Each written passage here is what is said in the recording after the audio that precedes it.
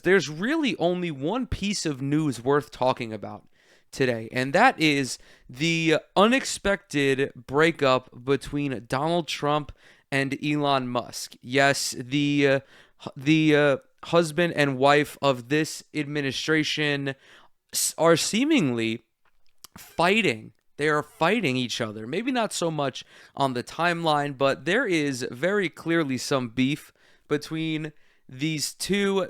This is a new development. This started unfolding like a couple of hours ago, and I'm sure this will continue to develop while I'm recording this episode. So, how did we get here? What are the events that led up to Elon Musk and Donald Trump seemingly no longer being the incredibly in love couple that we thought that they were? Well, we have to rewind a couple of days.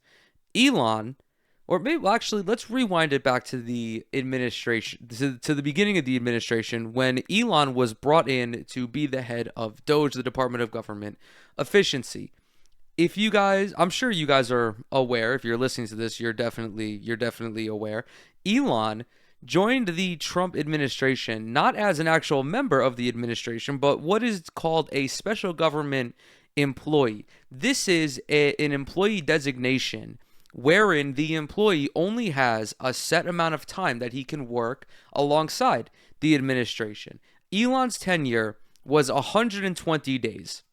This, of course, started back in January on Inauguration Day, or maybe a couple of days after. So fast forward 4 months, and Elon was going to leave the Trump administration at some point. However, towards the end, and especially this was accelerated by the Republicans' budget reconciliation bill, Elon was very upset with Donald Trump and the Republican Party for passing this bill because, in Elon's mind, it nullifies everything that he did with Doge. It adds incredibly to the deficit. There are remarkable not extraordinary enough cuts for Elon Musk's liking, and he took exception with this. He went so far as to call it an abomination. Elon was personally slighted by this decision, and also by Trump repeatedly declaring this bill as the big beautiful bill. This coverage is courtesy of NBC News. I'm just waiting for this ad to finish up. We are following some breaking news. Elon Musk is blasting a massive spending bill backed by President Trump. In a social media... Keep in mind, this is from like 2 days ago. This is not even the most recent development. Post, Elon Musk called the bill a, quote, disgusting abomination that will increase the deficit. He went on to say of what's known as the big beautiful bill, shame on those who voted for it. You know you did wrong. The post comes just days after Musk was given that send-off in the Oval Office for his time leading the Department of Government Efficiency.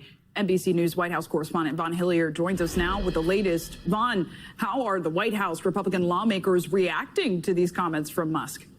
Right. Well, this happened just 5 days ago, Elon Musk leaving Washington, yet clearly on his social media platform, he's making it clear that his opinion isn't going anywhere. And this comes at a very, very difficult time for these negotiations. And that's why I want to let you hear from Speaker Mike Johnson, who is one of those Republicans that is looking for this big reconciliation package, which includes the major GOP tax cuts, cuts to Medicaid, cuts to SNAP, but also increased spending on the military and border enforcement and the Trump administration's mass deportation efforts, all of that. This increased spending in conjunction with the revocation of electric vehicle credits are seemingly what sent Elon over the edge. The latter is a development from today. As I mentioned before, Elon seems to think that he actually did something as the head of the Department of Government Efficiency, which he did not. Doge's savings amounted to like $80 billion. They list 175 billion on their website. That is definitely incorrect. Even if we did take that number at face value, $175 billion to the federal government of the United States is fucking nothing. This is a multi-trillion dollar enterprise. The reason, however, it is a multi-trillion dollar enterprise is because it is one of the most populous nations in the country with more than 330 million people, and there needs to be some semblance of a social safety net for those people. Additionally, like the defense budget, the Treasury Department, Elon was busy cutting contracts for cleaning crews or like furniture for offices in DC. Those, however, proved significantly more inconsequential than him slashing pediatric cancer research or just cancer research in general through the NIH. Elon did not fucking do anything of note with Doge. If he were serious, and I've said this since he joined this administration, if he was actually serious about tackling waste, fraud, and abuse, the first place he would have gone was the Pentagon. Why? Because the Pentagon has failed 7 audits in a row, or 6 audits in a row. They cannot account for 67% of their funding, which is multiple trillions of dollars. Instead, this bloated buffoon is going after is going after programs that help some of the most vulnerable people across the country. That is in this package. I want to let you listen to the speaker respond to Elon Musk. With all due respect, my friend Elon is terribly wrong about the one big beautiful bill. We had a long conversation yesterday. He and I spoke for, I think, more than 20 minutes on the telephone. For him to come out and hand the whole bill is to me just very disappointing, very surprising in light of the conversation I had with him yesterday. And White House Press Secretary Caroline Leavitt just a few moments ago said that the president already knew Elon Musk's position, and it is not changing this White House's urging of members of Congress to get this bill to his desk. Von Hilliard, thanks so much. For Donald Trump, well, there had already been inklings that these two were not long for each other. It's really just like personality based as well. Both Donald Trump and Elon Musk are tremendously egotistical, extraordinarily narcissistic. They're also just violently stupid. It is not two types of personalities that would ever be able to coexist in this capacity. However, Trump slightly responded to Elon's criticism. Of course, Trump doesn't really give it. I don't really think that Trump gives a shit. I think that deep down, Trump has really grown tired of Elon. Elon is no longer politically beneficial for anybody. His approval rating over the last like 6 or 7 years has fucking tanked. This guy is a weirdo.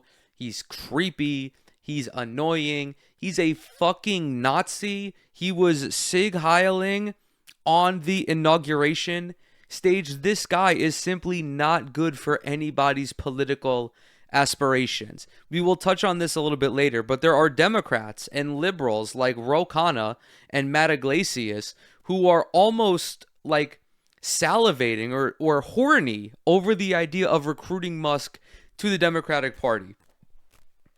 Before we begin to analyze that, we should listen to what President Trump has to say about breaking up during Pride Month with his boyfriend, with his political boyfriend. Bill, what's your reaction to that? Do you think it in any way hurts passage in the Senate, which of course what is you're seeking? Well, look, I've always liked Elon, and it's always very surprised. You saw the words he had for me, the words of, and he hasn't said anything about me that's bad. I'd rather have him criticize me than the bill, because the bill is incredible. It's the biggest cut in the history of our country. We've never cut. It's about 1.6 trillion in cuts. It's the biggest tax cut. You would say, people's taxes will go way down. But it's the biggest tax cut in history. It's we are doing things in that bill that are unbelievable. And when you look at what we're doing for small businesses, for people, for middle-income people, all of the things that we're doing, nobody's ever seen anything like it. We're going to talk about this bill and the hurdles it faces in the Senate a little bit later on. Elon, along with several other people like Rand Paul, most notably, are frustrated that this bill adds to the deficit. Now, if you guys know me, you know that I don't give a shit about the deficit.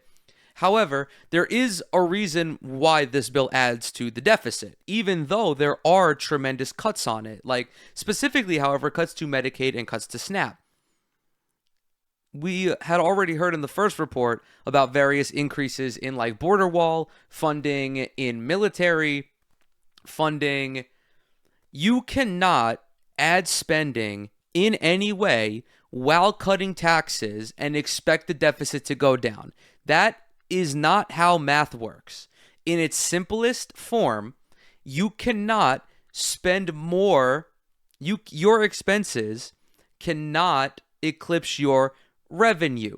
The government functions a little bit differently because government debt, or debt held by a country, is split into two parties. There is debt that the government holds, which is, spending on social programs, infrastructure, investments, and then you have debt that is held by individuals and businesses. Collectively, the debt of the United States is closing in on 37 trillion. 12 trillion of that, however, give or take, a trillion or two, is held by the government. So anyone who's like all of these like deficit hawks, they don't present like the full scope of the argument. Increased spending is fine if you are also increasing taxes on the wealthiest earners, which this bill does not. That $1.6 trillion tax cut is mostly going to be felt by the 1%. Lower and middle income earners will not see the same amount of savings, and they will also be subjected to fewer social services. And, Elon's upset because we took the EV mandate, and, which was a lot of money for electric vehicles. And, they're having a hard time, the electric vehicles. And they want us to pay billions of dollars in subsidy. Billions. And, Elon knew this from the beginning. He knew it for a long time ago. That's been in there. That's been, I would say, JD, that hasn't changed. That's been right from the beginning. Mr. Secretary, that hasn't changed at all, right from the beginning. But I know that disturbed him. He wanted, and rightfully, he recommended somebody from that he, I guess, knew very well. I'm sure he respected him, but to run NASA, and I didn't think it was appropriate. And he happened to be a Democrat, like totally Democrat. And I say, look, we won. We get certain privileges, and one of the privileges, we don't have to appoint a Democrat. NASA is very important. We have great people. General Kane is going to be picking somebody with our, we'll be checking him out and seeing, but he wanted that person, a certain person, and we said no. And, I can understand why he's upset. Remember, he was here for a long time. You saw a man who was very happy when he stood behind the Oval desk, and even with the black eye, I said, do you want a little makeup? We'll get you a little makeup. But he said, no, I don't think so, which is interesting. And very nice. He wants to be who he is, so you could make that statement too, I guess. Look, Elon and I had a great relationship. I don't know if we will anymore. I was surprised because you were here. Everybody in this room practically was here as we had a wonderful send-off. He said wonderful things about me. You couldn't have nicer. Said the best things. He's worn the hat. Trump was right about everything. And I am right about the great, big, beautiful bill. We call it a great, big, beautiful bill because that's what it is. And again, biggest tax cuts in history, biggest economic development moves anywhere. We've never done anything like it. Business is.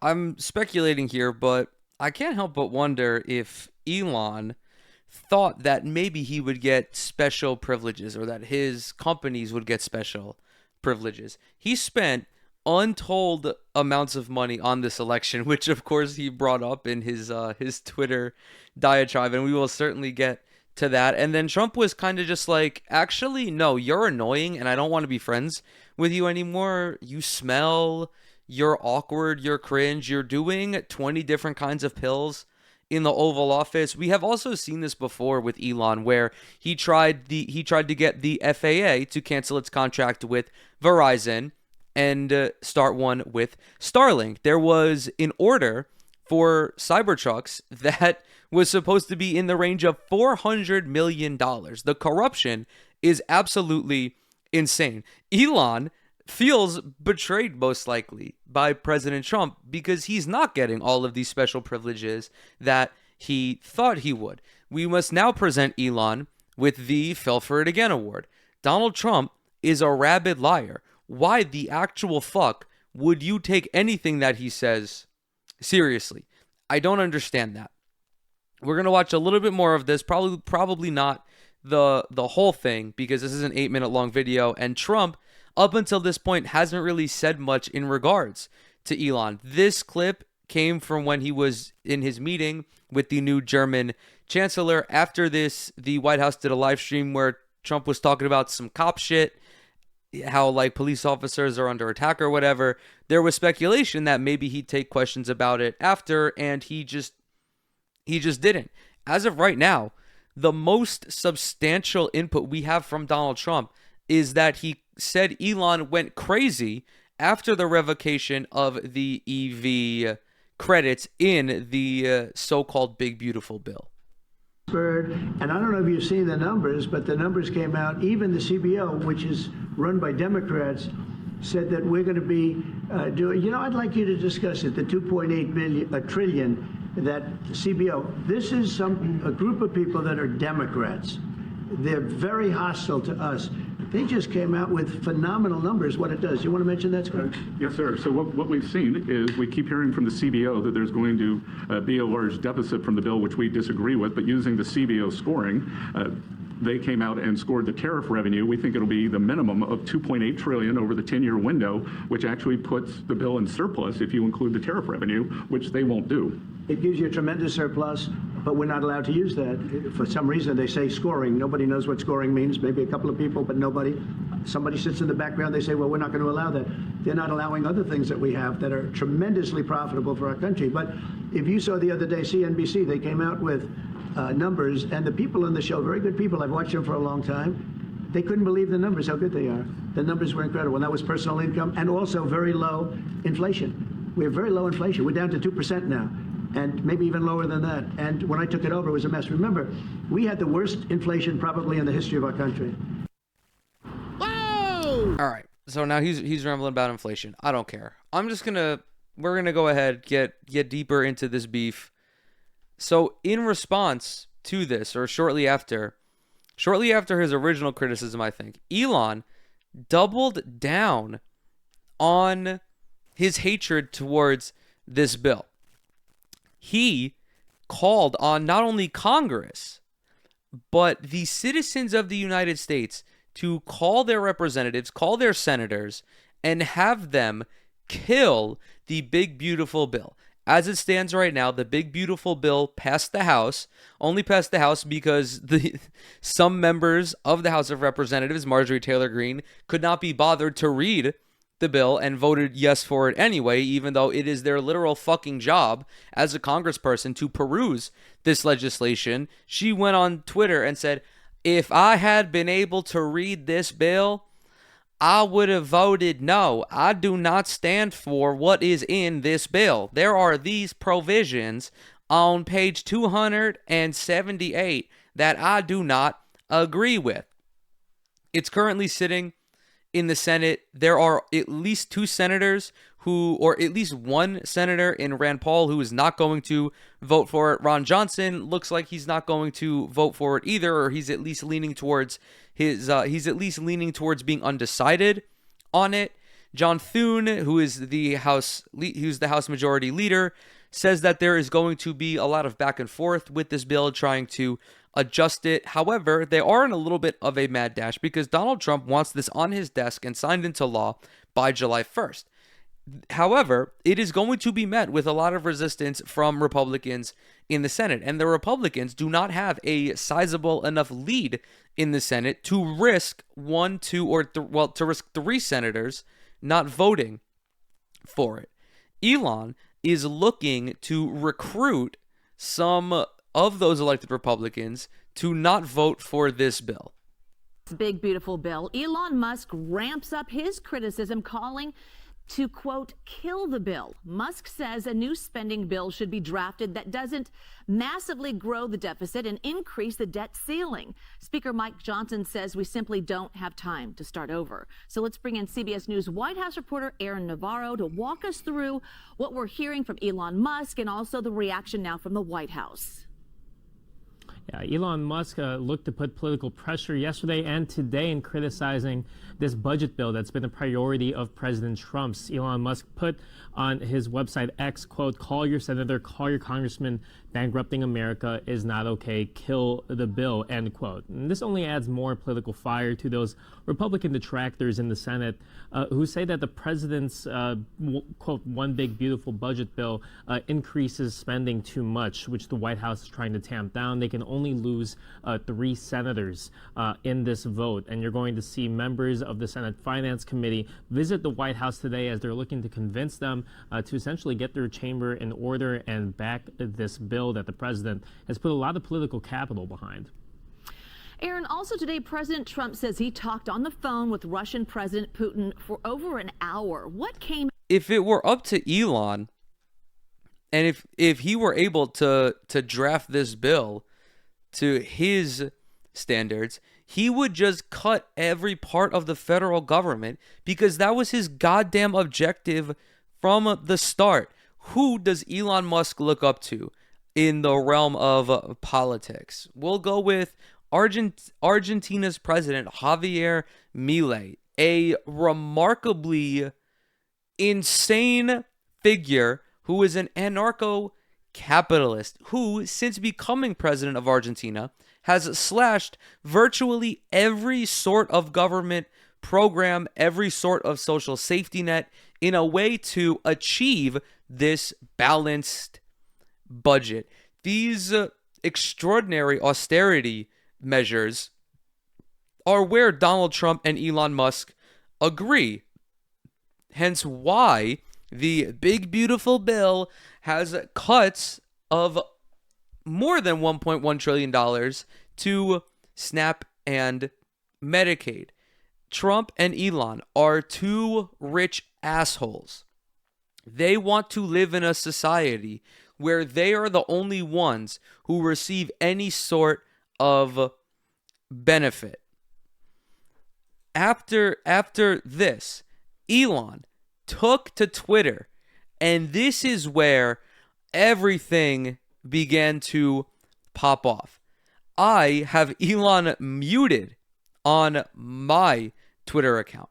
I do not like seeing his dog shit pop up in my goddamn feed 7,000 times per day. It's annoying, it's unproductive, it's cringe, it's racist, it's anti-Semitic, but I didn't want to block him because every so often, like, you have to look at the car crash on the side of the highway. Sometimes it is indeed a spectacle.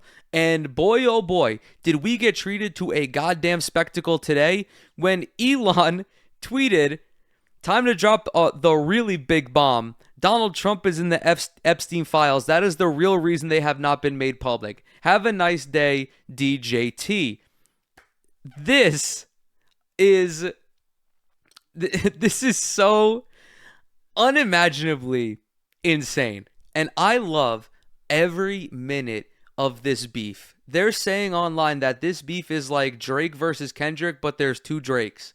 They're saying that this beef is like Drake versus Kendrick, but it's actually R. Kelly versus P. Diddy.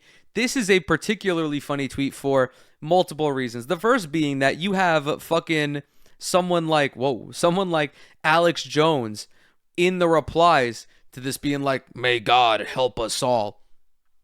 What is the subtext here? The subtext here is, this guy is a pedophile, but I was friends with him and also got him elected to be president regardless of that. Even Candace Owens, that is what Candace Owens said. She said, Elon, this is not the take that you think it is.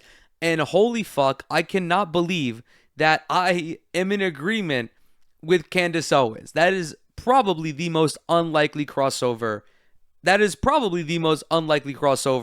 In my lifetime that I have experienced. There's another layer to this, and this is the fact that, well, we kind of already knew this. Donald Trump is on Jeffrey Epstein's flight logs 7 times. There's no evidence that we at least have seen. There's nothing where we can say that Donald Trump has visited the island, but the friendship between Epstein and Donald Trump was very well documented. I believe that the Epstein files have not been released, not only because Donald Trump is on there, obviously his administration is not going to release it, but also because there are many other high-profile politicians linked to it. Let's not forget, Jeffrey Epstein was an asset to the Israeli intelligence agencies and also potentially the American intelligence agencies as well. He was a very well-connected and well-known figure in not only business but politics. There is a remarkable amount of incriminating evidence all like littered throughout Jeffrey Epstein's existence. That much is undeniable. We're going to we have to take a look at the third reason why this is like really obscure for Elon to tweet is because his brother Kimball was involved not only with Jeffrey Epstein but romantically involved with one of the girls linked to Jeffrey Epstein as a victim. Elon also has pictures of himself alongside Ghislaine Maxwell, who was Jeffrey Epstein's top accomplice. But it doesn't stop there. It does not stop there. What do we have? We have this video of Donald Trump and Jeffrey Epstein at a party together back in 1992. Elon quote tweeted this with a inquisitive emoji. It keeps going. This is another quote tweet from Elon Musk. The relationship between Trump and Epstein is well established. Trump flew on Epstein's plane at least 7 times. Like, this much we knew already. Here's an excerpt from a New York Mag profile. Epstein likes to tell people that he's a loner, a man who's never touched drugs or alcohol, and one whose nightlife is far from energetic. And yet if you talk to Donald Trump, a different Epstein emerges. I've known Jeff for 15 years. Terrific guy. He apparently knew Jeffrey Epstein so well that he called him Jeff. They were on nickname basis with one another. He's a lot of fun to be with. It is even said that he likes beautiful women as much as I do, and many of them are on the younger side. No doubt about it, Jeffrey enjoys his social life. To which Elon Musk tweeted that same inquisitive emoji. Now, listen, he is, unfortunately, on the right side of this argument in this instance. However, as I mentioned at the beginning, he still went ahead, despite knowing all of this, and almost single-handedly put Donald Trump in office. Elon spent upwards of $250 million on President Trump's campaign. He spent $44 billion on Twitter to turn it into a right-wing, Nazi-infested cesspool. This was all done on purpose by Elon. And I think that Elon thought, as I again mentioned before, that he was going to get some preferential treatment from this, which, of course, he did not. Oh, I forgot. There was a follow-up to his tweet about Donald Trump being on Epstein's plane that says, "Mark this post for the future. The truth will come out." Now, there are so many, goddamn, there are just like so many different ways in which we can talk about this. I do think that we have to touch on the business implications of this. Oh yeah, Elon also quote tweeted about Trump's tariffs and said the Trump tariffs will cause a recession in the second half of the year. Like, dude, we knew about this already. There are a lot of different ways in which we can discuss this. I do, however, just want to quickly touch on what this means for Donald Trump's for Elon Musk's businesses, because in the aftermath of this feud with Trump, Tesla is facing a huge collapse in its stock price. I have this article courtesy of CNBC that says Tesla, or god damn it, my fucking computer's being slow. Tesla loses $152 billion in market cap after Musk-Trump spat, its biggest hit ever. Shares of Tesla fell 14% on Thursday as President Donald Trump threatened to pull government contracts for CEO Elon Musk's companies. The move dropped the EV maker $152 billion in value, putting it below the $1 trillion benchmark on Thursday, settling at $916 billion. Elon wrote on Twitter, "Without me, Trump would have lost the election, Dems would control the House, and the Republicans would be 51-49 in the Senate. I don't know how much of that is true. I'm inclined to believe that Elon certainly helped Trump pull out this victory, and this is not even including the electioneering and the election fraud conspiracies related to Starlink in Pennsylvania. The money helped, undeniably. I do think that perhaps Elon Musk and Kamala Harris's awful performance in the second half of her campaign are equally as impactful when it comes to Donald Trump winning this second presidency.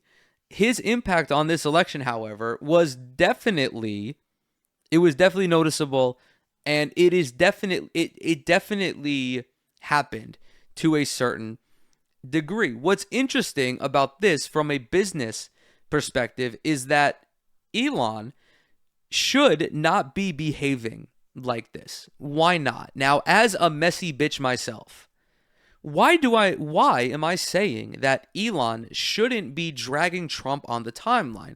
Well, there is a stark difference between me and Elon Musk. Elon is the richest man on the planet. I am not. I am a fucking nobody sitting in my office making jokes about this or covering this situation.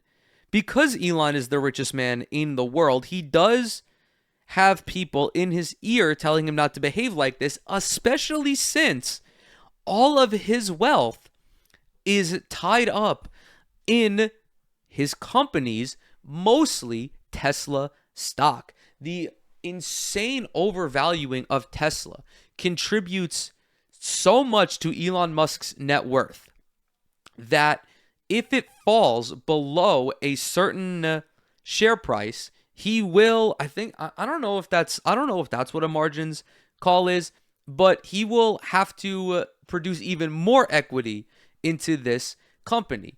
There's a reason why like athletes don't post anything controversial online, because they don't want to risk losing endorsements, this, that, whatever. But at the end of the day, an athlete has a salary. They have a game salary. They are paid for their performance. They are paid for their labor. Elon, his money is all fake. It's not real. It doesn't exist. Therefore, if he continues to tarnish his brand, this time on both sides of the political spectrum, eventually all of the shareholders and the investors will potentially look to have him removed from these companies, if that is even possible. I don't know the extent To that, I do know, however, that the shareholders in a publicly held corporation do have more power than the CEO. This is the same reason why, even before Trump and Elon broke up, there were Tesla investors who were telling Musk to shut the fuck up and stop being a goddamn Nazi because you are ruining your fucking company. Elon is a very unique business person in the sense that the success of his companies is based almost entirely on his personal brand. When you look at the other premier companies that are listed on the stock exchanges like Apple, Amazon, Microsoft, it ultimately doesn't really matter what the fuck Tim Cook does or what Jeff Bezos does or what Bill Gates does because people are still going to buy the products from those companies. None of Elon's companies operate like that. Tesla is the only one, and they sell a mediocre car at best. SpaceX is entirely dependent on government subsidies, as is Tesla, as well as is like Neuralink and Boring. He does not have he does not control the consumer base like Amazon does, which is why like we are seeing this type of fallout from his beef with Donald Trump. In terms of politics, however, we have seen multiple people on the left side of the political spectrum, albeit just, to the center left of the political spectrum, talk about maybe the Democrats should reach out to Elon Musk. Ro Khanna said something like this. Ro Khanna represents Silicon Valley, so it's not like too surprising to hear him say that. But really, whenever any Democratic Party politician says that, I kind of just immediately discount what the fuck they have to say. Hakeem Jeffries was talking about this earlier on, how when Elon did leave for the Republican Party, he was like, we have to go to Silicon Valley and make sure we don't lose any more billionaires. Someone who I'm speaking about specifically in this instance is Matt Iglesias. Matt Iglesias is a liberal commentator, previously worked for Vox. I don't know who he works for right now. He's a Bloomberg columnist, co-hosting politics.fm. He had this to say in the aftermath of the Trump-Musk breakup. I feel like Jeffries and Schumer should give Elon a call and tell him about the Democratic Party's longstanding interest in electric cars, solar panels, space exploration, and balanced deficit reduction. Elon Musk is a fucking Nazi. Elon Musk is a detriment to the fucking fabric of our society. The Democrats should want nothing to do with this guy. This is why the Democratic Party will continue to be fucking losers. They are just so fucking stupid. They are legitimate dipshits. Matt Iglesias, you are older than me. You were a fully formed human when Elon was an out and about Democrat. You saw him flip to become a brain-broken Republican. And now you think that for some reason he would come back to the Democratic Party genuinely. How naive are you? He's not naive. He's doing this intentionally. I'm being facetious here.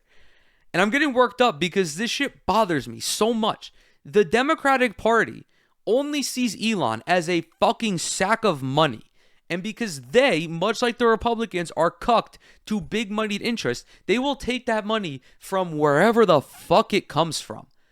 But Elon is political suicide, and they cannot wrap their minds around that. The leadership of the Democratic Party has no ability to read the goddamn room, and that is something that has persisted for the last 10 fucking years. During Trump 1, the only person who could have challenged Donald Trump was Bernie Sanders, and instead they trotted out fucking Hillary Clinton because the perception from the consultant class, mind you, was that Bernie was too radical. Well, guess what?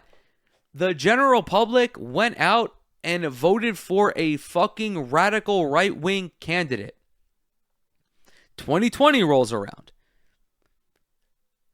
Bernie Sanders should have been the nominee over Joe Biden, but he was not because the Democratic Party fucking said so. The people like Nancy Pelosi and Chuck Schumer, they are the reason why we are in this spot to begin with. It's so disgusting that these people can not recognize the tremendous fallout that would ensue from this.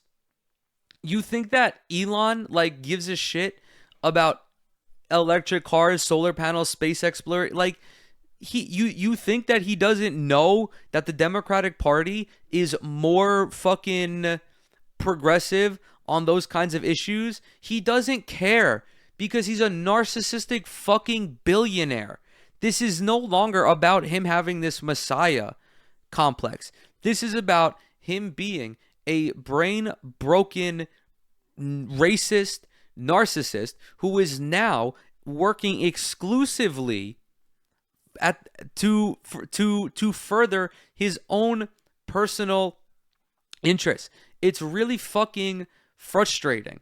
This is the same political party who decided that when they saw Kamala Harris trailing in the polls, instead of tweaking her messaging or allowing her to continue the same type of messaging that she started the campaign with, they were like, you know what we're going to do? We're going to send you out there with Liz fucking Cheney. And it ruined any remaining credibility that she had with literally any undecided voter. She had stopped her messaging. She was going around with Liz Cheney, who is one of who gives a shit about Liz Cheney, right? There is no crossover there. And the Democratic Party is still incapable of recognizing what is good and bad for their political aspirations. He follows this up. I don't know that it played a major casual role in anything, but holding an EV summit at the White House and not inviting Tesla was genuinely one of the most brain-dead political ideas of all time. Who gives a fuck, dude? It's lip service. Like they held a goddamn an EV summit as Donald Trump and the Republican Party are literally fighting against California being able to phase out gas-powered vehicles. What are we even doing with this conversation? The only appropriate result from this is that Elon Musk gets deported back to South Africa. That's really all I'm rooting for. I don't think that any Democrat who aspires to win any sort of election should position themselves anywhere near Elon Musk. If anything, they should just be posting online about it. Like crack a couple fucking jokes. It's like it's absolutely preposterous that there are people who think not too dissimilarly from Matt Iglesias on this issue. I just it's so astounding. Neoliberalism and just liberalism as a whole is fucking so damaging for people who actually want to make real strides in this country. The Democratic Party should not touch Elon Musk with a 39.5-foot pole. They should, just like the rest of us, sit back and watch this unfold on the timeline. That's it. Like, dude, quote tweet this. Quote tweet this shit. Like, think about what we had, bro. We had Elon Musk and Donald Trump dancing alongside one another. There was a tweet from Elon that said, "I love Donald Trump as much as any straight man could love another straight man." Like, just comment on on on this lovers' quarrel that has reached explosive proportions. And again, remember the fact that Elon, much like every other political figure in DC, will only align themselves with these sorts of actors for as long as it is politically advantageous. Not only did he call Donald Trump a pedophile, but he also went on an unfollowing spree. He unfollowed Stephen Miller. He unfollowed Charlie Kirk. That one's particularly hilarious because even though Charlie got unfollowed by Elon, Charlie still rolled the fucking skin off of Elon's meat, praising him for saving Western civilization by buying Twitter. Like, buddy, you're missing the mark on this one. I think to close out this segment, it's appropriate to talk about like what is next, because truthfully, like we don't know what's next, and I'm actually about to head to Elon's.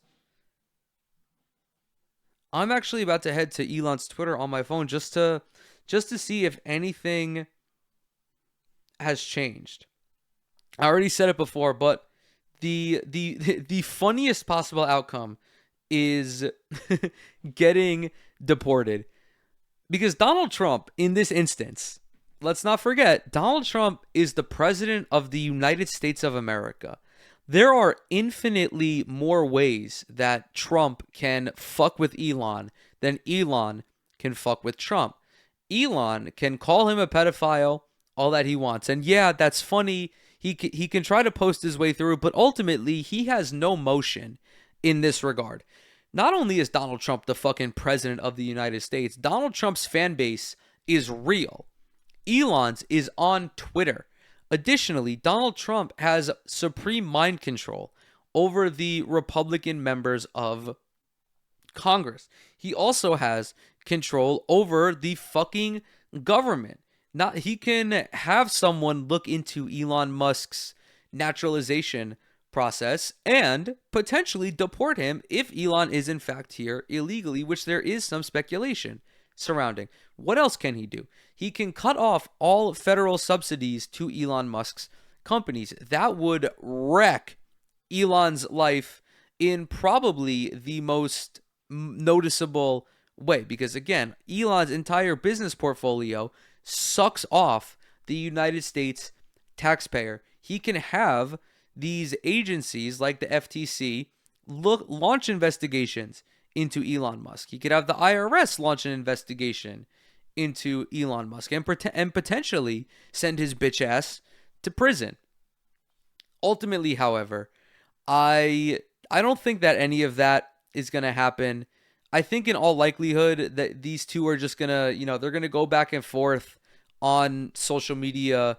Elon is going to kind of become like an outsider who has no motion in the real world, because again, Twitter is not reflective of the real world. I feel like this doesn't have to be